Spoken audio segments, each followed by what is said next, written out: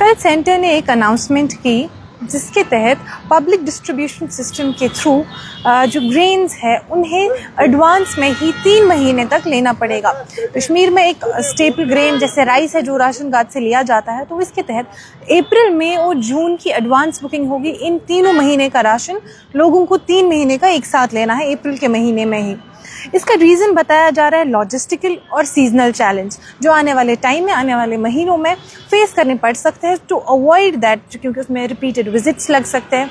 To avoid that 3 महीने का ration एक साथ अप्रैल में ही लोगों को डिस्ट्रीब्यूट किया जाएगा ऑनलाइन सर्विसेज वगैरह के थ्रू। इसका जो कई लोग रीज़न ये भी मानते हैं कि जो अभी फ्यूल क्राइसिस है उस वजह से भी लॉजिस्टिकल रीजंस जो बताए जा रहे हैं वो एक रीज़न हो सकता है, क्योंकि अभी हमें यहाँ पे तो कश्मीर के डिविजनल कमिश्नर ने कहा है कि 15 दिन का स्टॉक है, but overall if we see across country ये क्राइसिस काफ़ी ज़्यादा पैनिक क्रिएट कर रहा है लोगों में। इनफैक्ट कश्मीर में भी लोग, हमने देखा पिछले कुछ अरसे में लोग कतारों में दुकान LPG डिस्ट्रीब्यूटर्स के सामने, पेट्रोल पंप्स के सामने लगे रहते हैं बाइंग के लिए। इनफैक्ट कई ऐसे केसेस ब्लैक मार्केटिंग, होर्डिंग के भी सामने आए हैं। कल शाम की प्रेस ब्रीफिंग में जो सेंटर ने कहा कि पिछले 24 घंटे में 2400 रेड्स हुई है to avoid black marketing. 800 cylinders को सीज किया गया, 550 FIRs और 150 लोगों को अरेस्ट किया गया। पब्लिक सेक्टर ऑयल कंपनीज ने भी एक फिगर रिलीज किया कि पिछले 24 घंटों में उन्होंने 2600 सरप्राइज इंस्पेक्शंस किए। इन सब को इसलिए किया जा रहा है ताकि ब्लैक मार्केटिंग, होर्डिंग को अवॉइड किया जाए। बट इसके बावजूद भी कई इंस्टेंसेस ऐसे देख रहे हैं जहां पे ब्लैक मार्केटिंग प्रूव हो रही है। आज सुबह एक कॉल रिसीव हुआ हमें कश्मीर के ही एक इलाके से, जहां पे कॉलर का कहना था कि तकरीबन सैकड़ों की तादाद में वहां पे लोग जमा हुए हैं जिन्होंने गैस की बुकिंग की है और उन्हें सब्सिडी रिसीव हुई बट गैस सिलेंडर नहीं मिला। अब ये तो ब्लैक मार्केटिंग की तरफ ही इशारा करता है। एक दूसरा इंस्टेंस है जहाँ पे एक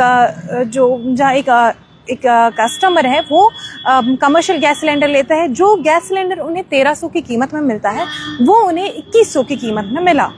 तो ये भी बता रहा है कि ये ब्लैक मार्केटिंग ही है जो इतने प्राइस हाइक हो रहा है, क्योंकि डिविजनल कमिश्नर की अगर हम स्टेटमेंट देखें, गवर्नमेंट का स्टेटमेंट देखें तो 15 दिन का स्टॉक ऑलरेडी है। तो ये प्राइस हाइक अभी के लिए तो होना नहीं चाहिए। बट ऑन ग्राउंड सिचुएशन थोड़ी डिफरेंट है। इवन तो सेंटर ने कहा है कि हर एक स्टेट और यूटी को, क्योंकि स्टॉक ऑलरेडी है, तो हर एक स्टेट और यूटी को 48,000 किलोलीटर्स ऑफ केरोसिन एक्स्ट्रा दिया जाएगा। इवन तो केरोसिन व्हीकल्स वगैरह में यूज़ नहीं होता, बट ये स्टेट यूटी को दिया जाएगा। अब इसमें एक्चुअली ऑन ग्राउंड सिचुएशन क्या है, गवर्नमेंट क्या है, इसका इम्पैक्ट कितना सीरियस है, ये मे भी कुछ और दिनों में अनफोल्ड हो सकता है।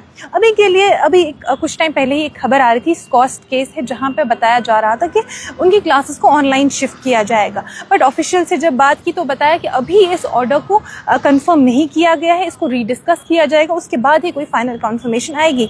बट जाहिर सी बात है, अगर एक्चुअली कोई ऐसा एनर्जी क्राइसिस है, क्योंकि स्ट्रेट ऑफ हॉर्मुज से हिंदुस्तान में तकरीबन 50% से ज़्यादा एनर्जी आती है, तो अगर वो पैसेज बंद है तो इम्पैक्ट हो सकता है। तो इसके बाद अगर कोई ऐसी क्राइसिस होती है तो जो एजुकेशनल इंस्टीट्यूशंस है या जो नॉर्मल व्हीकल्स है उनको भी प्रॉब्लम आने वाले दिनों में हो सकती है।